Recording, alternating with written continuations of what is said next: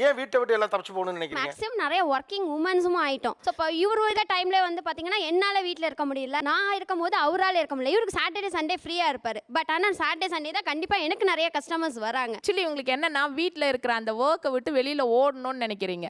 ஆனால் ஒன்று மட்டும் நீங்கள் தெரிஞ்சுக்க மாட்டேன்றீங்க. மறுபடியும் வந்து அதை நீங்கள் தான் செய்ய போகிறீங்க. உங்களுக்காக உங்கள் ஹஸ்பண்ட் செய்ய போகிறது கிடையாது. பணம் பணம் பணம்ன்ற அதுக்கு பின்னாடியே ஓடுற மாதிரி இருக்கு சார். ஸோ எனக்கு வந்து அவருடைய அட்டென்ஷன் கிடைக்க மாட்டேங்குது சார். ஒரு டூர் ட்ரிப்பு போனால் தான் அவருடைய அட்டென்ஷன் ஃபுல்லாக எனக்கு கிடைக்குது. ஒரே வீட்டுக்குள்ள இருந்தா கூட இன்னைக்கு இருக்க காலகட்டத்தில் ஒரு ஸ்பெஷல் ஃபீலிங் அவங்களால கொடுக்க முடியல. இல்ல, தனி ஸ்பேஸ் வேணும் எங்களுக்கு. நாங்கள் ட்ராவல் பண்ணுறதுல தான் எங்களுக்கு ஸ்பேஸ் இவர் கிடைக்குது. பண்ற பிசினஸ்க்கு இவர் எப்போ வருவாரு எப்போ போவாருன்னு எனக்கு தெரியாது சார். ஸோ எங்களுக்கு வந்து எந்த டைமும் ஸ்பெண்ட் பண்ற டைமே கிடைக்காது வீட்டில் இருக்கும்போது. நீங்க சொல்றதை பார்த்தா நம்முடைய வீடுகள் எல்லாம் ஒரு இயல்பான மகிழ்ச்சியோட இல்லையா? வீடு என்பது ஒரு துன்புறுத்தும் ஸ்பேஸ் மாதிரி இருக்கு. கிட்டத்தட்ட வீட்டை விட்டு வெளியே போனா தான் நிம்மதி அப்படிங்கிற மாதிரி தான் நம்ம வீடுகள் இருக்கா? நம்ம வீடுகளை நம்ம அப்படித்தான் வச்சிருக்கோமா? வீட்டில் இருக்கும்போது திருப்பி அந்த ஒர்க்ஸ் நாங்க தானே செய்யணும். அப்போ எங்களுக்கு யார் பிரேக் கொடுக்கறது?